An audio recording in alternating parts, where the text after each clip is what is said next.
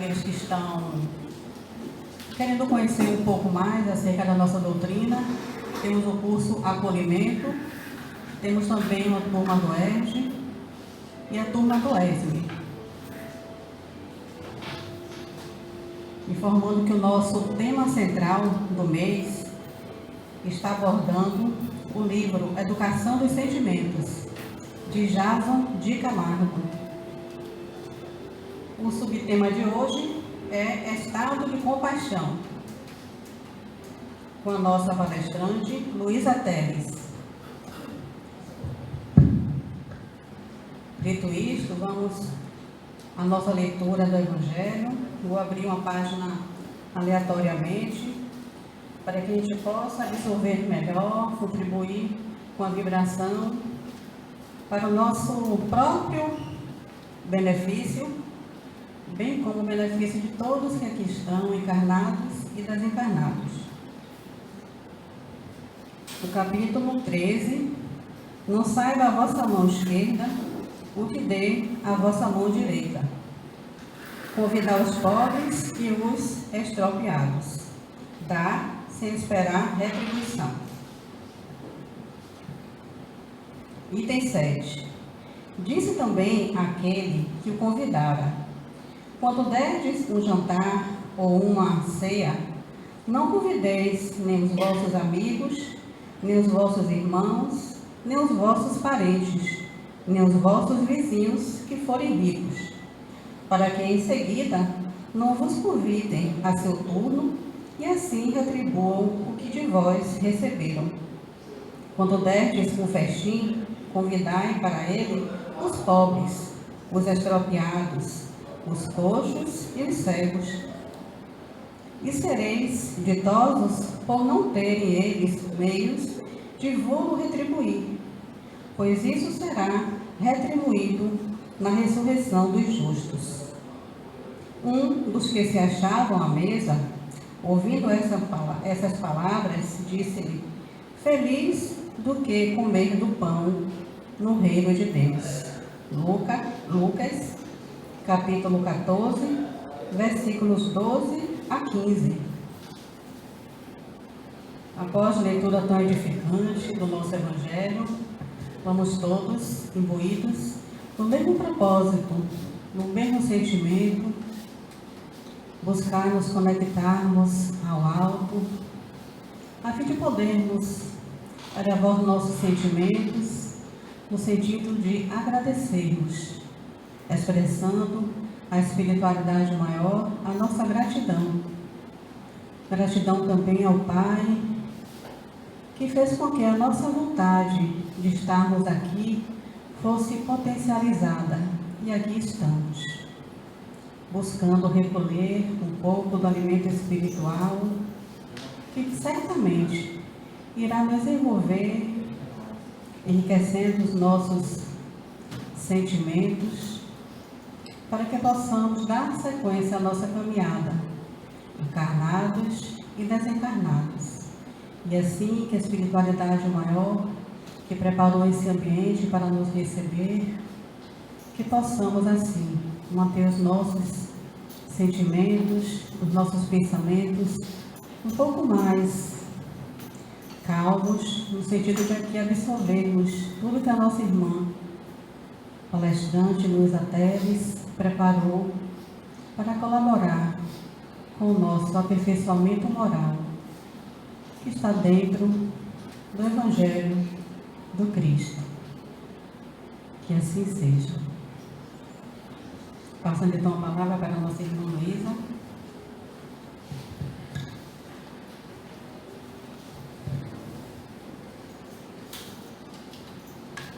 Olá, boa tarde a todos e todas, aos amigos desta casa.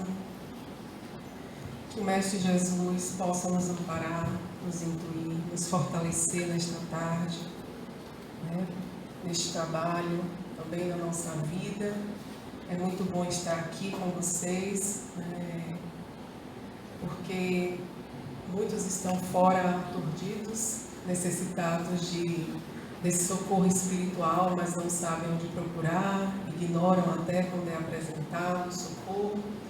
Então é maravilhoso estarmos aqui, né, para que eu possa passar um pouco do que sei para vocês e que vocês possam assim também absorver a mensagem evangélica, a mensagem do Cristo, porque o que eu vou trazer aqui é do Mestre Jesus, da doutrina espírita.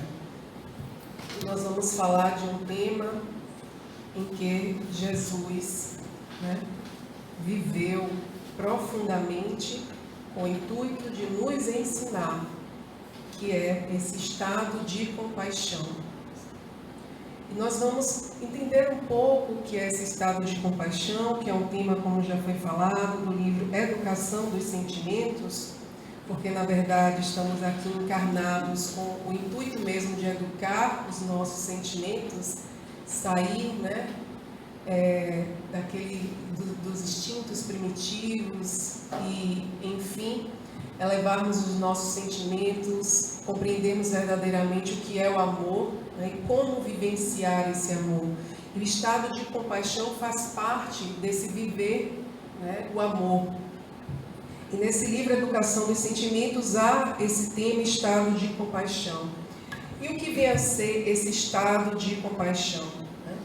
Estado de compaixão, dando um spoiler, antecipando já de forma resumida o que a gente vai falar durante todo o trabalho, é esse estado de amor, é um estado de bondade, de renúncia, de abnegação, de respeito e de justiça.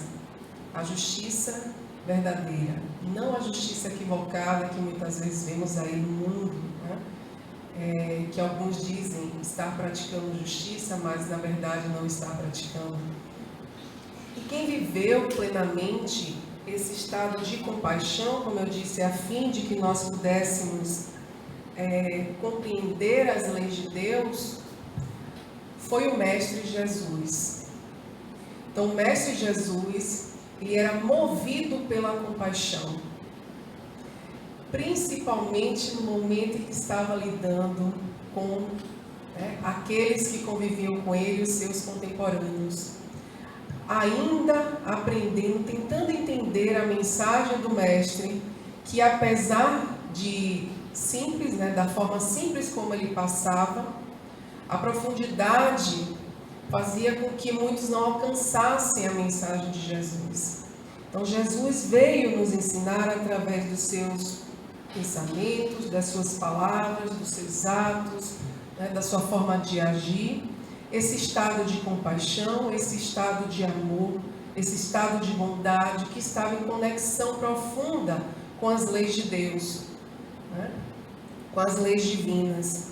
Então Jesus tinha essa compaixão com aqueles seus contemporâneos, assim como tem ainda hoje com todos nós, né? Ainda caminhando em erros, caindo, levantando, né? Sofrendo, nos culpando, e Jesus está o tempo todo a nos amparar com os seus benfeitores, né? Espíritos amigos, tanto encarnados quanto desencarnados, que estão a nos ajudar, né, na nossa caminhada, a fim de que nós possamos progredir, possamos avançar enquanto humanidade e assim também avançar o nosso planeta Terra.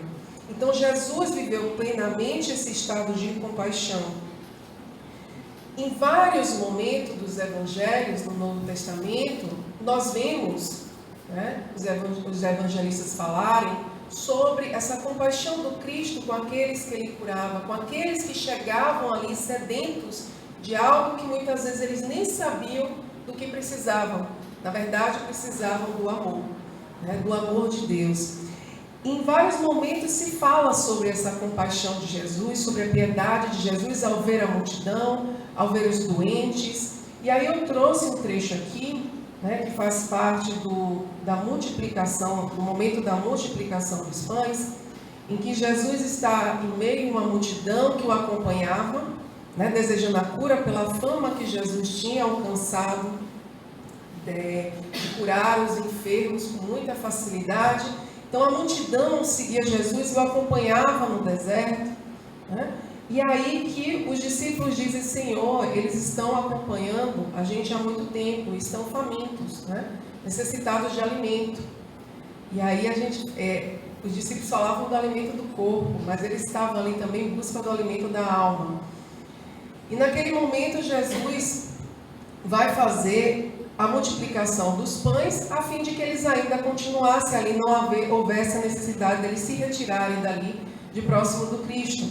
E aí diz assim: e Jesus saindo, viu uma grande multidão, e possuindo de íntima compaixão para com ela, curou os seus enfermos. Jesus estava ali a curar aqueles enfermos. No outro momento também se fala: e Jesus saindo, viu uma grande multidão e teve compaixão deles, porque eram como ovelhas que não têm pastor. E começou a ensinar-lhes muitas coisas. Então, Jesus percebia a ignorância daqueles espíritos, sabia, tinha vindo com essa missão de trazer a verdade espiritual, a mostrar para aqueles que estavam ali a verdade das leis divinas. E aí ele, o tempo todo, mostra-se compadecido com aqueles sujeitos. E quantos de nós, em muitos momentos também, não precisamos, diante das provas, dessa compaixão de Jesus? E no livro Convites da Vida, de Divaldo Franco, eu estou com ele aqui, Divaldo Franco, pelo Espírito Joana de Ângeles, a benfeitora, ela nos faz um convite. O livro é Convites da Vida. E aí ela vai fazendo vários convites para a gente. Convite à humildade, enfim, a outras virtudes. E tem um convite à compaixão. E para falar desse convite da compaixão, Joana de Ângeles, ela traz uma passagem do Evangelho, dos 10 leprosos que eram curados por Jesus. Na epígrafe da mensagem, ela vai trazer exatamente a fala, de um daqueles ou de outros dos leprosos, que diz assim: Jesus, mestre, tem compaixão de nós. Diante das dificuldades da vida, das provas que nós enfrentamos, muitas vezes clamamos por essa compaixão do Pai, do Cristo, da Mãe Santíssima.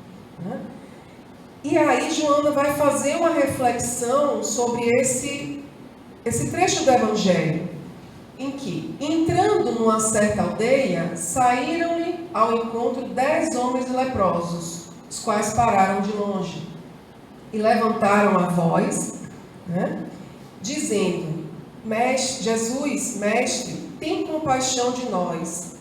E ele, vendo-os, diz: ide e mostrai-os aos sacerdotes. E aconteceu que, indo, eles ficaram limpos.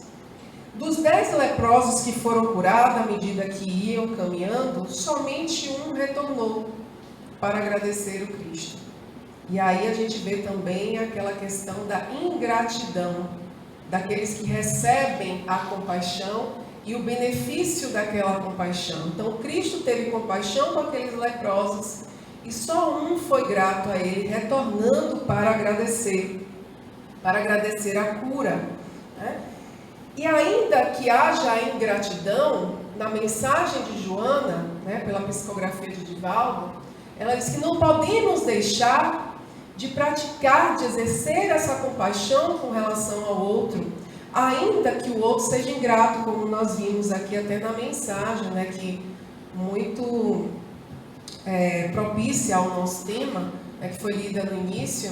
Então, ser compassivo sem esperar essa retribuição do outro, sem esperar que o outro reconheça aquele gesto de amor, aquele gesto de bondade do qual eu estou fazendo. Então, é ser compassivo por entender a dificuldade do outro, por entender que o outro precisa de auxílio, mas jamais esperar esse reconhecimento, que essa não é a proposta do Cristo. Porque o bem que nós fazemos, a nós mesmos retorna. Então, no livro, na mensagem, vai falar sobre essa ingratidão, mas vai nos dizer principalmente, que o fato de sermos compassivos não é necessariamente só para que a gente possa auxiliar o outro, mas também porque nós precisamos, em nossa caminhada evolutiva, muito da compaixão dos outros para conosco, pelos nossos erros, pelas nossas dificuldades. Ainda que, nós, como diz aqui, todos possuímos males que nos maculam o espírito e nos maceram interiormente. Apiedemo-nos do próximo, credenciarmos-nos a compaixão do Senhor, que nos favorecerá com a oportunidade de nos limparmos pelo caminho, também, antes de nos apresentarmos à lei. Então é importante essa compaixão do outro, com relação ao outro, para que a gente, no momento em que se apresentar a lei, como traz a mensagem, a gente possa também ter a misericórdia divina, diante das nossas ações impensadas, diante dos nossos erros, porque sim, vamos errar, já erramos no passado remoto, erramos nesta vida e provavelmente iremos errar outras vezes, somos humanos. Mas não é porque vamos errar ou erramos, que devemos nos sentir também tristes e ficar cabisbaixos ou nos culpando. Não é isso. Mas é entender que somos passíveis de erro e que, sendo assim passível de erro, temos que também buscar compreender o outro que está também nesse processo de crescimento espiritual, que também erra, que também cai, que também é frágil, que também tem dificuldade, que também tem incertezas. Então, por que ser rigoroso com o outro? Será que o rigor que eu tenho com o outro é o mesmo rigor que eu tenho comigo para o tratamento, com as minhas dificuldades, com os meus erros, com aquilo que eu preciso melhorar? Então, são questões que nós devemos sempre pensar. E aí, conta-se um livro, que fala sobre a história de Chico Xavier, em um dos episódios da vida de Chico Xavier, que ele estava a conversar com algumas pessoas em seu trabalho, o trabalho diário que Chico fazia, com aqueles que precisavam, de orientação, de auxílio. E aí estavam junto com Chico, e Chico distraído, aparentemente não percebendo a conversa que se passava, e falava-se muito da questão do aumento da criminalidade daquela época que aconteceu esse fato. Então, do aumento da criminalidade, dos grandes roubos e crimes que aconteciam, e também se acentuava a necessidade de se haver um rigor na lei, na aplicação da lei com relação àqueles criminosos. Muitos de nós, muitas vezes, fazemos isso, Nós, diante de um crime, diante de um criminoso, queremos o rigor total da lei, que ele pague por tudo que ele fez, de uma forma muito rigorosa, às vezes vingativa, e muito até além, pesando até a mão, além daquilo que realmente deveria acontecer com aquele que cometeu o crime, com a punição que aquele que cometeu o crime. E aí falava-se também, levantava-se a hipótese da pena de morte. Neste momento em que Chico ouve, que parecia estar distraído, ele fala, e aí eu trouxe aqui. Emmanuel costuma dizer que o criminoso é sempre um de nós que foi descoberto. Então é aquela velha ideia, que a gente traz aqui e repete. Atire a primeira pedra aquele que não tiver pecado. Diante daquela mulher adúltera, muitos estavam condenando, xingando. Mas quando Jesus fala isso, atire a primeira pedra aquele que não tiver pecado, ninguém teve coragem de atirar, porque Jesus tocou na consciência daqueles pecados inconfessáveis, que a gente acha que ninguém está vendo e fica guardando para a gente, mas que Deus sabe, que Deus vê. Mas isso também não é para a gente achar que Deus vai ficar punindo a gente, não. Mas é porque Jesus, naquele momento, quando fala, atire a primeira pedra aquele que não tiver pecado, mostrava ali para aqueles que estavam querendo julgar aquela pecadora, que eles também eram fracos, tinham fragilidades, que eles também se equivocavam, erravam. Então, por que agir de tamanha violência com aquela mulher? O que estava por trás daquele ato adúltero daquela mulher? E o livro de Amélia Rodrigues também, né, tem um livro de Amélia Rodrigues que agora eu não me recordo o nome, que vai falar também, né, sobre as fragilidades daquela mulher que levaram ela a cometer aquele pecado, o adultério, mas também fala daquele homem que também foi um adúltero, mas que não condenaram, porque a mulher, claro, na nossa sociedade ainda hoje, no tempo do Cristo, muito mais, sempre era a mais apedrejada, a acusada, né? E a mais punida. Então, Chico diz, Emmanuel costumava dizer que criminoso é sempre um de nós que foi descoberto. Ou seja, se não temos consciência de alguns erros que cometemos, né, no passado, por conta da misericórdia de Deus, não é por não ter consciência que a gente deve agir com mais severidade em relação ao outro. Ao contrário, não sabemos o que fizemos, então devemos, o mais que nós pudermos, ser misericordiosos e compassivos.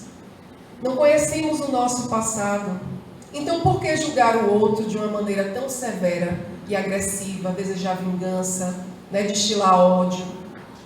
Ao contrário, por não conhecermos as nossas fragilidades de um passado remoto, nós aí sim devemos agir com mais amor, com mais bondade. Então é isso que Emmanuel nos traz, né? Então, se formos pensar que estamos aqui, né, em débito com a lei, certamente erramos no passado. Se não tivéssemos mais nenhum débito com a lei de Deus, não estaríamos aqui, não haveria mais a necessidade da reencarnação, a não ser que fosse por algum tipo de missão. Seguindo, nós vamos entender o que é essa virtude da compaixão, esse sentimento. Então, a compaixão é um sentimento piedoso de simpatia com a tragédia pessoal de outrem, acompanhado do desejo de minorá-la. Participação espiritual na infelicidade alheia, que suscita um impulso altruísta de ternura para com o sofredor.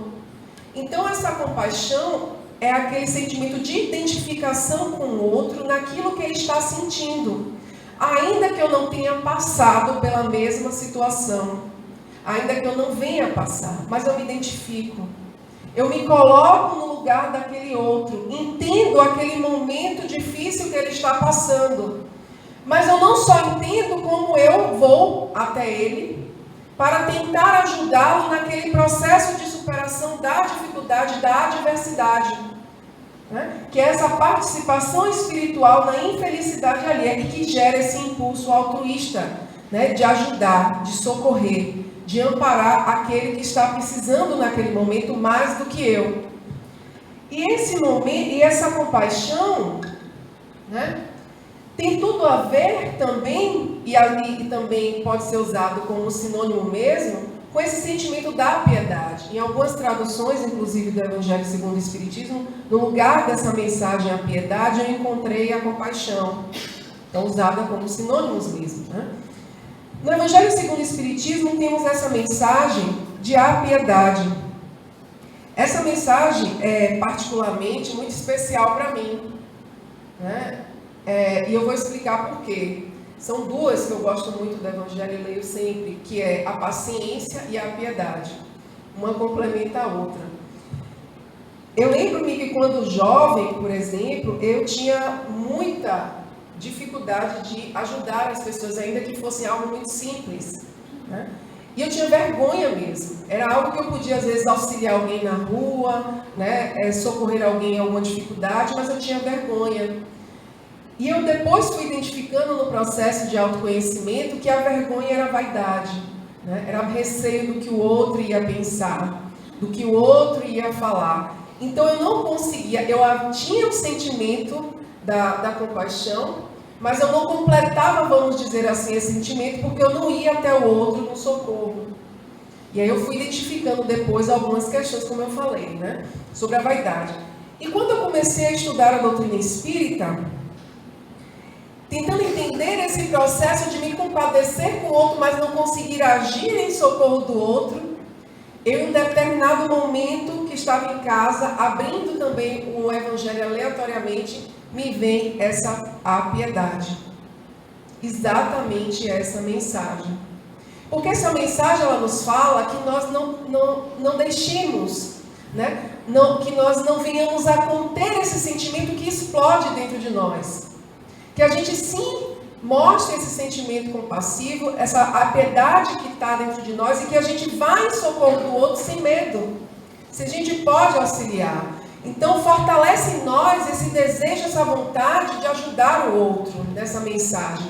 E aquilo ali me fortaleceu muito quando eu abri a mensagem A Piedade, que diz assim: a piedade bem sentida é amor, né? Amor é devotamento. Devotamento é o ouvido de si mesmo, esse esquecimento de si mesmo, essa abnegação em favor, né, dos desgraçados. É a virtude por excelência, a quem toda a sua vida praticou o divino Messias e ensinou na sua doutrina tão santa e tão sublime.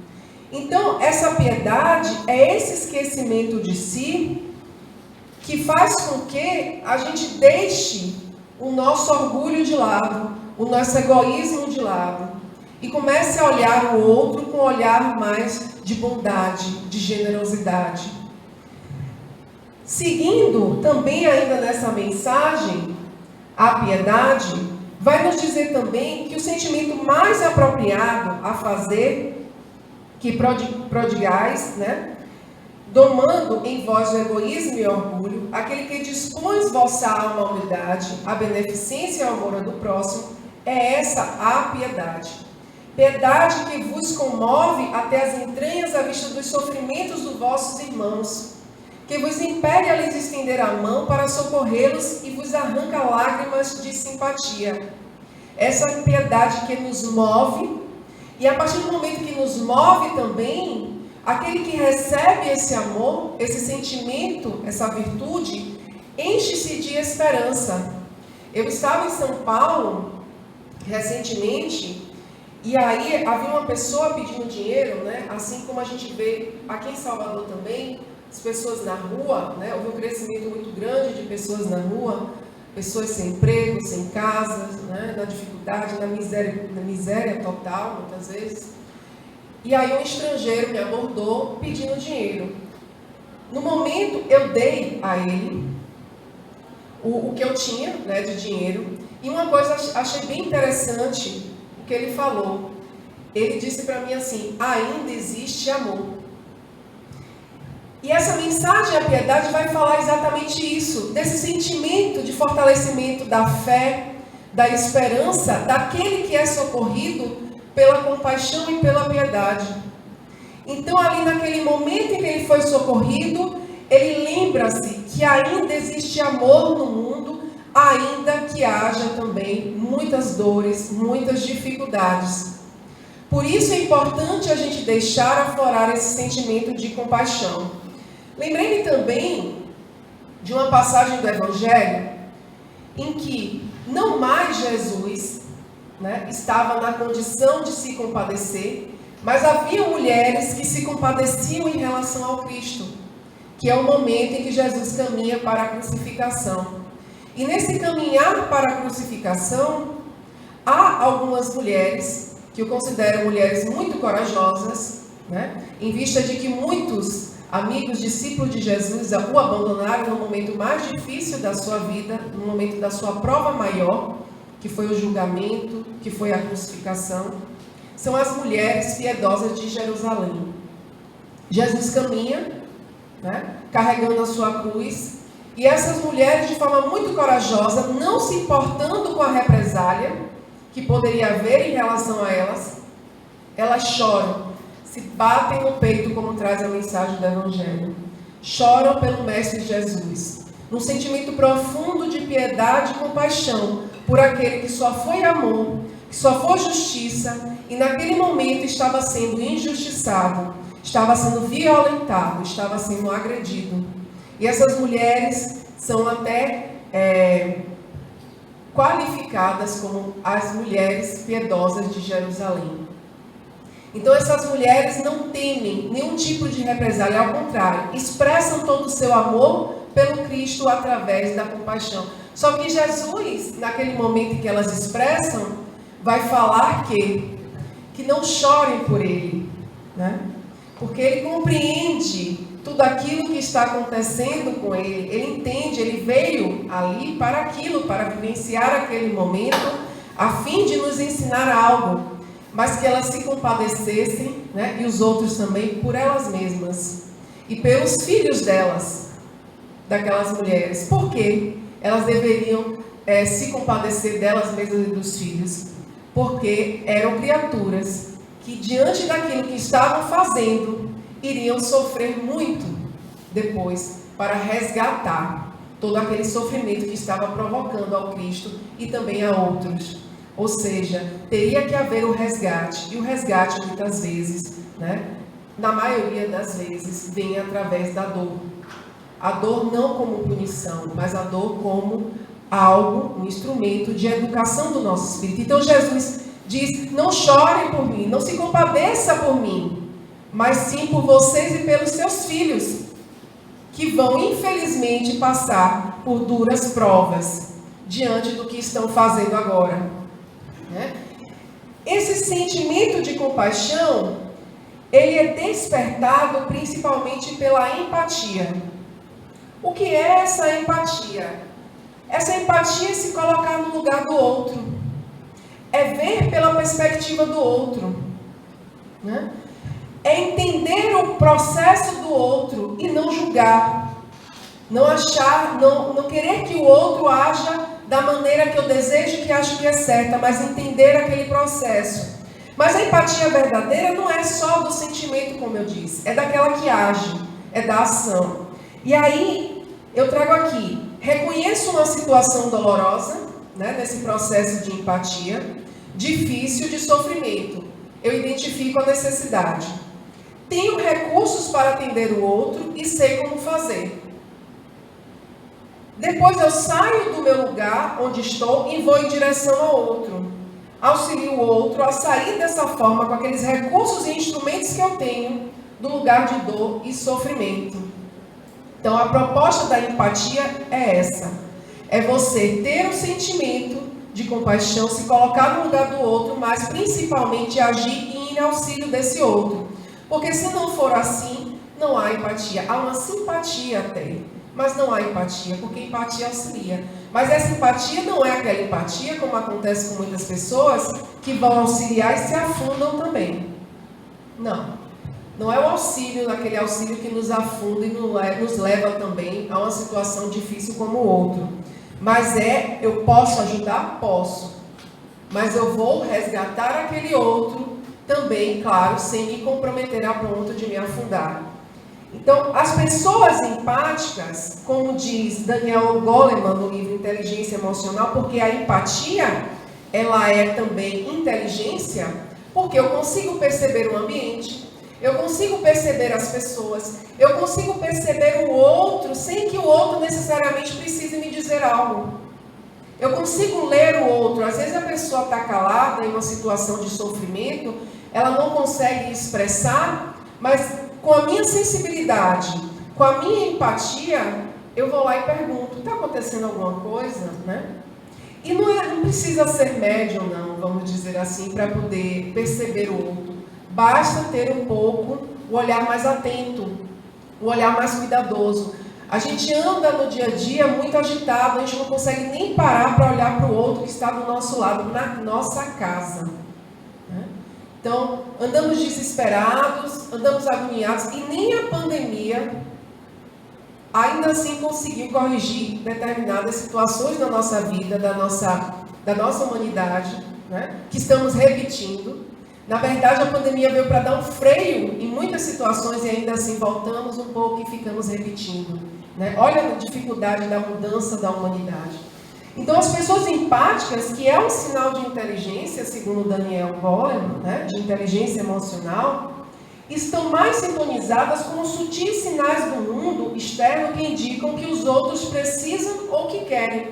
Então, não necessariamente o outro precisa verbalizar que está precisando de algo. Se eu sou uma pessoa empática, minimamente sensível ao outro, a perceber o ambiente, eu vou ter essa empatia, né? E me colocarei disponível ao auxílio do outro. que é também despertado pelo sentimento da compaixão. Então, a inteligência emocional também parte por esse sentimento de empatia. Olha, que a gente sai um pouco, né? Às vezes a gente fala algumas coisas que parece que é só da religião, mas muitos estudos já vêm tratando de muitas questões como o perdão, né? Ajudar na saúde, como esse sentimento de empatia ser um traço da inteligência emocional. Então, como é importante a gente pensar que aqueles ensinamentos do Cristo, você vê, estão aí para todos nós. Basta que a gente possa e venha a praticar. Seguindo, falando um pouco mais sobre empatia, e já trazendo um trecho do livro Educação dos Sentimentos, Jason de Camargo, desculpa a dificuldade de pronunciar o nome dele, ele disse que a compaixão é um dos estados mais sublimes da alma. Justamente porque ele é um estado de amor compartilhado. O compartilhamento dessa forma é essencial da compaixão. Aí que eu falei da empatia, não basta sentir, é preciso agir também, né? Porque é esse amor em ação. Porque a pessoa coloca dessa forma as virtudes ao alcance do outro. Há uma história de Bezerra de Menezes em que ele não tendo com que dar, né, materialmente de dinheiro a uma pessoa que pede socorro a ele dá um abraço em nome da Virgem. E a história é a seguinte: Bezerra de Menezes, até lembrando que foi dia 12, o dia de Nossa Senhora Aparecida, a nossa mãe, Bezerra de Menezes, ele sai de uma preleção, e aí ele encontra, quando ele está indo embora, um homem muito aflito. E esse homem, ele nem fala nada. Bezerra de Menezes já consegue perceber que ali há alguma dificuldade. E na mensagem fala até, Bezerra de Menezes olhou com os olhos do coração, e não somente da razão. Então, olhando com os olhos do coração, que é essa empatia, com relação àquele que não precisa nem falar, e você já consegue perceber, Bezerra de Menezes vê que ali tem alguma dificuldade. E aí ele aborda o homem, e o homem diz que está desempregado, tem filhos, tem família, né? Tem esposa, e que não tinha nada para dar de comer à família, estava precisando muito de ajuda. Bezerra de Menezes, então, busca nos bolsos, né? Busca o anel, na verdade, que ele já tinha até dado o anel. Tem história que Bezerra de Menezes dá o anel de formatura, e ele não encontra nada de dinheiro para dar. Ele olha para o alto, roga a Mãe Santíssima inspiração, amparo e assistência para que ele pudesse, de alguma forma, auxiliar aquele homem ali que estava precisando de amparo. E o que acontece? Inspirado, ele diz: olha, eu não tenho nada para te dar, dinheiro, mas eu vou lhe dar um abraço. E muito fraternalmente ele dá o abraço ao homem. Aquele homem então vai embora, né? Já muito confortado e consolado com aquele abraço, que foi um abraço que o havia curado naquele momento, daquela angústia, de sofrimento que estava passando, e chega em casa, faz o mesmo com seus familiares, abraça, beija, ora a Virgem Santíssima, a Mãe Santíssima, e dorme. Passa-se um tempo, esse homem vai até o encontro de Dr. Bezerra de Menezes, e aí fala com ele já nem lembrava mais da situação, diante de tantas outras histórias que passavam pela vida dele, de tantas outras pessoas. Ele não se lembra da situação, e o homem explica a ele que naquele dia ele já tinha saído ali refeito, confortado, né? E quando chegou em casa também abraçou a mulher, orou à Virgem Santíssima, e com a água que ele colocou durante a oração bebeu. Aquilo ali saciou a fome naquela noite. Pela manhã ele havia sido inspirado a bater na porta de uma pessoa. E quando ele bateu na porta da pessoa, contando o seu drama pessoal, a pessoa deu-lhe um emprego. Então ele saiu dali muito feliz e satisfeito. E conta-se na mensagem que Bezerra de Menezes também o abraça, né? Que há ali um momento sublime de muita fraternidade entre os dois. E muitas vezes nós achamos que não temos, né, nada para dar, como Bezerra de Menezes, e ainda saiu até se culpando por não ter feito mais pelo aquele que precisava, né, por aquele homem que havia encontrado. Achamos que não temos para dar, quando na verdade nós temos muito.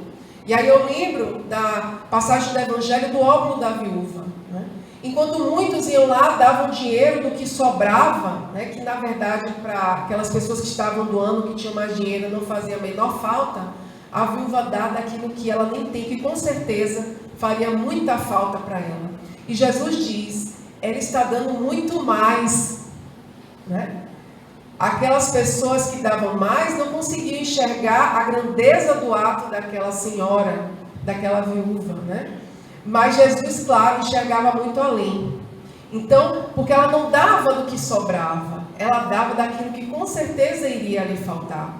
Então, não é só as questões materiais. A gente tem muito o que dar de nós. Dizemos não ter tempo para fazer um trabalho voluntário. Será que a gente não tem tempo? Um dia da semana, uma hora que seja. Eu vejo hoje a dificuldade das casas espíritas precisando de trabalhadores, e depois da pandemia a coisa piorou, né? Assim, tentando trazer os trabalhadores de volta para casa, para as casas espíritas. Será que nós não temos um dia, uma hora, um momento que seja nosso para nos doarmos ao outro?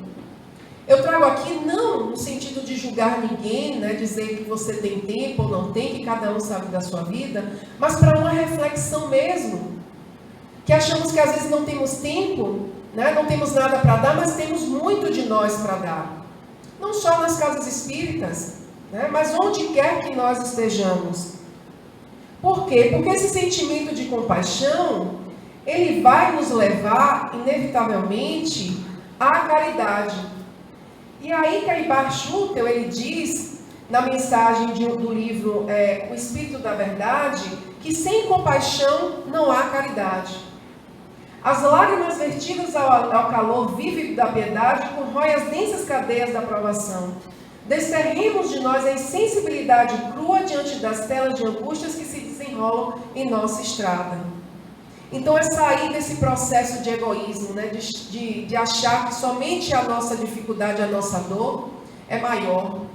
Eu lembro muito dos trabalhos que eu participei na casa, né, que eu trabalho.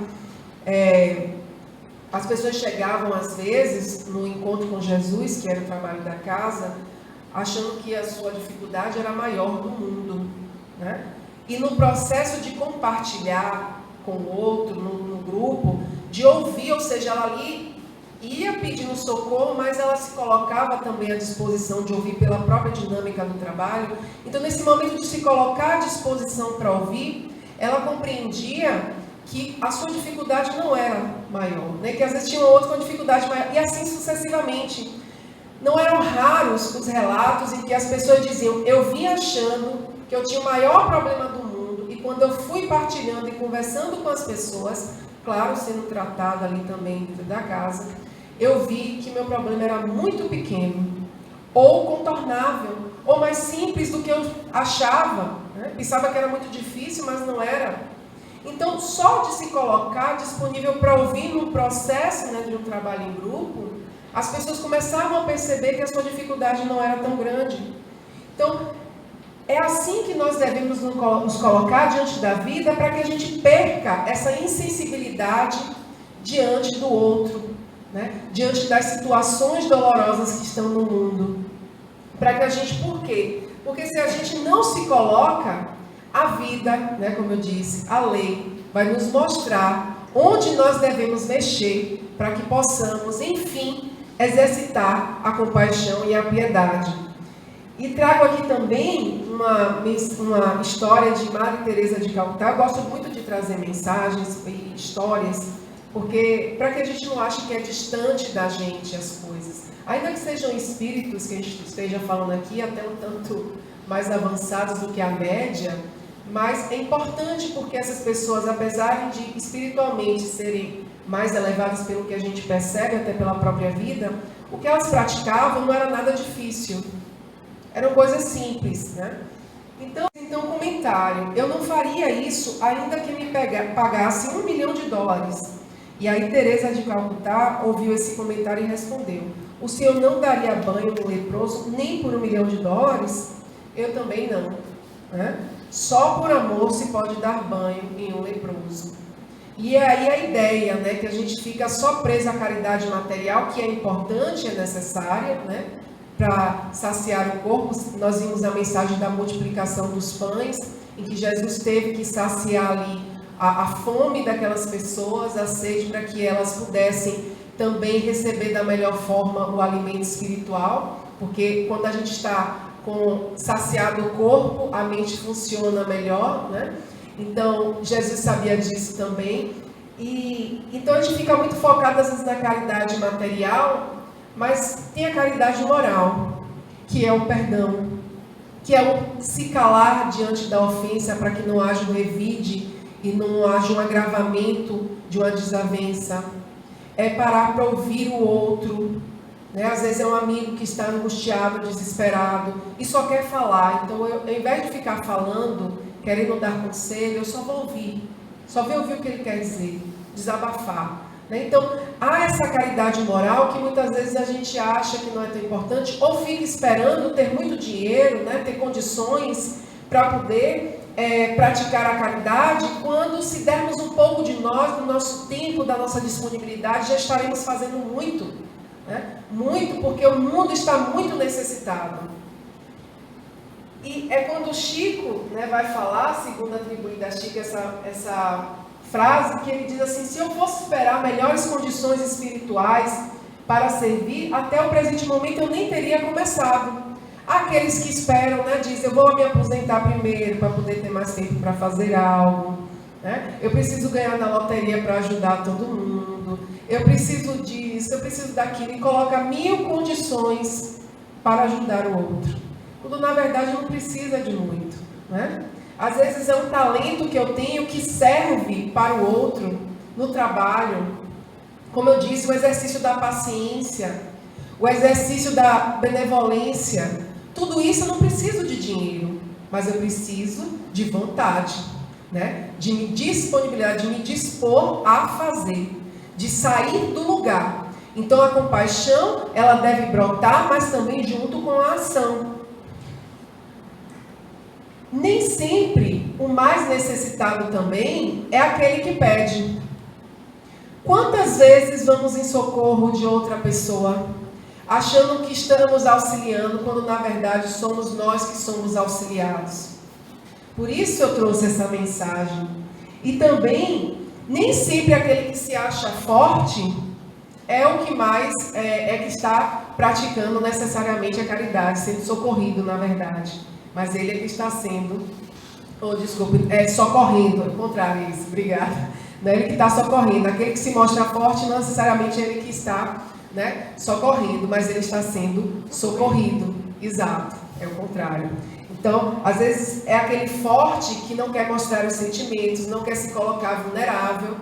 E aí, no ato, às vezes até de auxílio, de compaixão, ele é beneficiado de forma, né, que ele nem percebe. Então, nem sempre aquele que pede é o que está mais precisando naquele momento. É com a gente também isso, né? Às vezes a gente vai para a casa espírita, vai lá fazer um trabalho espírita e está ali socorrendo a pessoa, de repente saímos melhores. O outro, na verdade, foi um instrumento para que nós fôssemos socorridos. Mas eu precisei ter a atitude do auxílio, da compaixão. Então, uma via de mão dupla. Eu auxilio ao mesmo tempo em que eu sou auxiliado. Por isso, a importância da caridade. Por isso, né, Kardec nos traz: fora da caridade não há salvação. Porque o exercício da caridade é para qualquer um, independente de religião ou de até não ter religião. A caridade, seja ela material ou moral, todo mundo pode fazer. Não importa qual a religião que eu tenha. Por isso que é fora da caridade. E justamente quando eu tenho essa ação da caridade, eu estou diminuindo a gente está diminuindo em nós o sentimento do egoísmo e do orgulho. Então, quando na mensagem do livro Fonte Viva vai falar de paz, Emmanuel, ele diz que todos os que surgem, aflitos ou desesperados, coléricos ou desabridos, trazem chagas ou ilusões. O exercício aqui agora da compaixão em relação aos nossos desafetos. Então, prisioneiros da vaidade ou da ignorância, não souberam tolerar a luz da verdade e clamam irritadiços. Né? Urge-te de piedade e penetra-lhes os recessos do ser e identificarás em todos eles crianças espirituais que se sentem ultrajadas ou contundidas. Então é importante ressaltar nessa mensagem essa compaixão aos nossos desafetos, aos nossos inimigos, aqueles que se colocam como obstáculos nas nossas vidas. Porque eles nos agridem, mas na verdade eles são prisioneiros de si mesmos. Daí a importância da compaixão e do perdão, né? De entender a ignorância daquele que é violento, de entender a ignorância daquele que agride, de entender a infantilidade, a imaturidade espiritual daquele que ofende. Esse também, para esse principalmente, é importante esse exercício da compaixão, para que a gente também não entre na sintonia dele, né? Então, há agressão com relação a nós, mas nós não podemos entrar na sintonia, ao contrário, devemos exercitar a compaixão. Jesus, no momento de dor e de sofrimento da crucificação, o que é que ele nos diz? O que é que ele diz? Pai, perdoa-lhes, eles não sabem o que fazem. E muitos de nós, assim somos, agindo de maneira violenta, né? De maneira desesperada, colérico, com relação à vida, com relação ao outro, com relação à humanidade. E não compreendemos que precisamos mudar de postura para que a nossa vida assim possa melhorar, para que o nosso interior também possa viver em paz, estar em paz, né? Então, a paz que eu desejo para o mundo é aquela paz que eu construo dentro de mim. Também é importante essa compaixão com aqueles infortúnios ocultos. O Evangelho frisa muito isso, e eu já antecipei um pouco no início, porque muitas vezes nós nos compadecemos com as grandes calamidades que acontecem, né? Mas não prestamos atenção naquele silêncio dolorido, naquela pessoa que sofre calada e não expressa. Eu acho interessante também como muitas vezes as pessoas se comovem com algo que está lá do outro lado do mundo, mas é incapaz de socorrer aqueles que estão no mesmo lugar que eles, né? Do lado até. E ainda a compaixão seletiva, né? Eu não sei se vocês sabem, então, eu tenho compaixão por determinado tipo de pessoa, por determinada tragédia, por determinada situação, em relação a outras. Então aqui a gente não propõe a compaixão seletiva, a gente propõe a verdadeira compaixão ensinada pelo Cristo. Então se acontece uma tragédia, por exemplo, vamos dizer, na África, em África, não tem o mesmo impacto, muitas vezes, de uma tragédia que acontece no país europeu. A gente vê que há muitas guerras nesses países, né, no Oriente, na África, e as pessoas não se comovem, é natural, é comum. De repente estoura uma guerra na Europa, em um país central, como a gente está vendo, na Ucrânia, e há uma comoção, né, em várias partes do mundo, no mundo todo. Mas por que essa compaixão seletiva? Né? Por que isso? E não é essa a proposta. A dor de quem está em determinado continente, né, por exemplo, em África, é a mesma dor que está na Europa, que está na América Central. Mas por que só nos comovemos quando acontece no país europeu? É essa compaixão seletiva que nós não devemos ter. Né? Então, nas calamidades, a caridade se emociona e observa-se impulso generoso no sentido de reparar os desastres. No entanto, a par desses desastres gerais, há milhares de desastres particulares também, que passam despercebidos os dos que jazem sobre um gravado sem se queixarem. Daí o nosso cuidado nessa observação com o outro. Então, nós podemos dessa forma, já entrando na prática da compaixão, trabalhar mais a compaixão modificando nossa maneira de ver o outro. Né? Ao invés de ver o outro como nosso inimigo, ver o outro como alguém doente que precisa de socorro. né? Colocando mais pitadas de ternura, de compreensão, de comiseração e de piedade. Ao invés de ficar alimentando pensamentos negativos do que o outro fez, tentar olhar, ainda que seja difícil, as qualidades que essa pessoa possa ter. E o que essa pessoa também, com aquela atitude, pode me ensinar. Porque o que não é bênção, né? A gente costuma se dizer o que não é bênção é lição. O que é aquela dor? O que aquela pessoa, agindo daquela maneira, está querendo me dizer? Em que eu posso melhorar para que eu possa melhor conviver com o outro? Então, essa pitada de compreensão, né? De ternura, de comiseração para com o outro, nessa mudança de perspectiva, mudança de olhar, para que eu possa ativar esse sentimento de compaixão que há dentro da gente. E assim, entendendo dessa forma, a caridade como Jesus nos ensinou, né, que o livro dos Espíritos nos traz, que é essa benevolência para com todos, que se exprime nessa boa vontade, na disposição de praticar o bem, no desejo real de fazer o bem, essa indulgência que é a clemência e misericórdia para com as imperfeições alheias, entendendo que assim como eu, o outro também está no processo de construção espiritual, e além disso, o perdão, né, que é esse ato de desculpar as ofensas. E o que é preciso ainda para que a gente exerça essa compaixão dentro de nós? O que é preciso fazer para nós evoluirmos? Porque é interessante que há aqueles que não praticam o bem e se incomodam com aqueles que praticam. Tem um padre em São Paulo, vocês devem conhecer, eu não vou citar o nome, né, em que ele tem um projeto que atende pessoas de rua, em situação de rua, e ele tem um Instagram, e nesse Instagram ele mostra o que ele faz, enfim, né, a ajuda que ele dá, o auxílio, e ele fazendo o bem é extremamente hostilizado pelas pessoas.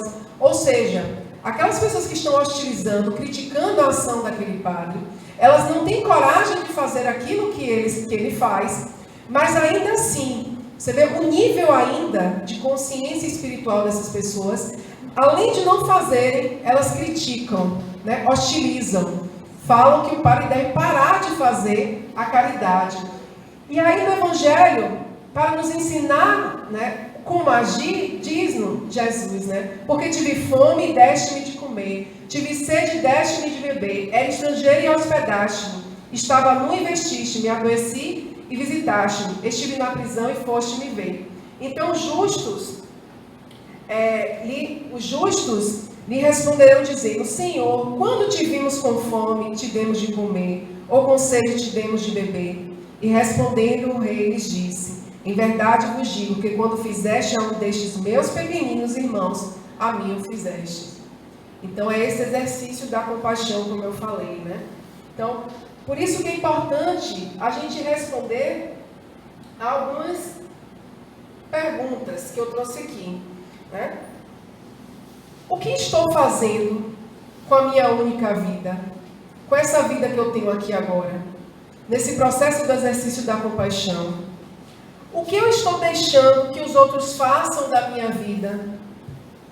Também, nesse processo de autoanálise. E o que eu estou fazendo com a única vida das pessoas que passam pela minha única vida? Então, são questões que a gente deve trazer, né, e refletir para que a gente possa avançar. Então, não basta uma virtude passiva. É preciso uma virtude ativa. Para fazer o bem, é preciso sempre a ação da vontade. Para fazer o mal, basta apenas não fazer nada e ficar indiferente às coisas que ocorrem. Não basta só não fazer o mal, né? Estamos num momento do nosso planeta, né, falando-se de planeta da mudança de provas e expiações para o planeta de regeneração, que não basta só a gente não fazer o mal, ficar parado. Não, eu não estou fazendo nada. Eu já ouvi de algumas pessoas isso. Não, eu não faço mal a ninguém. Mas o que você está fazendo também para a melhora de si mesmo e do planeta, né? Do mundo, da humanidade? O que a gente está fazendo? Aí eu trouxe aquelas perguntas também antes, né? O que eu estou fazendo com a minha vida? E o que eu estou fazendo com as vidas que passam pela minha vida, né? O que eu quero desta vida? Então, eu acho que a doutrina espírita, ela já nos traz, né, as respostas do motivo, do objetivo de estar aqui na Terra, né, o objetivo maior de nos melhorarmos, então temos que buscar sempre esse processo de fazer o bem, sair da inércia. Dessa forma, quando o sofrimento alheio não nos sensibiliza, a orientação divina estatua e venhamos a experimentá-lo igualmente para aliviar a dor do próximo e nos predispormos a ampará-lo. É a lei de causa e efeito, né? Então, se eu faço ao outro, eu recebo aquilo que eu fiz, né? Então, se eu não me compadeço com as misérias do mundo, com a dor do outro, se eu não faço nada para melhorar e para ajudar naquilo que eu posso, claro, naquilo que eu consigo naquele momento, né, mas dando o melhor de mim, o máximo de mim, aí nós podemos sim experimentar, como nos diz Caiba Chuta, essa dor do próximo, para que a gente possa entender o que é aquilo que ele está passando. Então, quando eu julgo o outro e condeno, né, eu tenho que ter o cuidado, porque eu também posso cair naquele pecado que o outro cometeu. Daí o não julgueis, a importância desse não julgueis. E por isso que diariamente, aqui as perguntas, né, que eu tinha falado, a gente deve escolher o amor para que a gente possa mudar o curso da nossa vida. E esse amor também, como ainda nos traz nesse livro Educação dos Sentimentos, esse amor a gente pode aprender, né? Já finalizando. E Nelson Mandela diz: ninguém nasce odiando outra pessoa pela sua cor da pele, por sua origem ou ainda por sua religião. Para odiar, a gente aprende. A gente aprende a odiar na família, né? Quando os nossos pais transmitem para a gente, quando os pais transmitem para os filhos sentimentos negativos, sentimentos ruins, né? Crenças negativas que aquela criança vai levar para a sua vida. Então, ninguém nasce odiando. Para odiar, as pessoas precisam aprender. E se elas podem aprender a odiar, muito sabiamente Mandela fala, elas também podem aprender e ser ensinadas a amar, que é exatamente para isso que nós viemos aqui. Por isso nós devemos nos mover para o amor, né? É possível porque temos plenas condições mentais para desenvolver esse amor que há em nós. É preciso também que a gente conheça esse amor, e a gente conhece através dos estudos, né? Através de trabalhos como esse, de exposição, palestras doutrinárias, através do estudo do Evangelho, das mensagens espíritas, da observação da vida, do cuidado com o outro, da empatia. Tudo isso a gente aprende o amor, e quando a gente traz para a consciência, fica muito mais fácil o exercício do amor, né? E aí, depois desse entendimento racional, dessa consciência do amor, a gente passa a vivenciar esse amor. Então, é importante que a gente aproveite todos os momentos de nossas vidas para sermos solidários, que é o exercício da compaixão, para fazer alguma coisa útil, né? Então, habitue-se a ver tudo com o olhar da compaixão, como nos traz no livro Educação dos Sentimentos, e a praticar a caridade. Uma está vinculada à outra, né? Sem a compaixão não há caridade. Então a caridade ou a compaixão, faz parte da caridade. Para finalizarmos, trazendo aqui a mensagem do Evangelho como terapêutica do amor, no item 9, né, do capítulo 11, diz assim: crede-me, fazei o sublime esforço que vos peço, amai-vos, e vereis a terra em breve transformada no paraíso, onde as almas dos justos virão repousar. Então, o exercício da compaixão é o exercício da caridade. Caridade com o outro, mas também conosco mesmo, né? No momento em que ajudamos e auxiliamos o outro, estamos trilhando um caminho de luz para nós mesmos. Muita paz, muito obrigada a todos.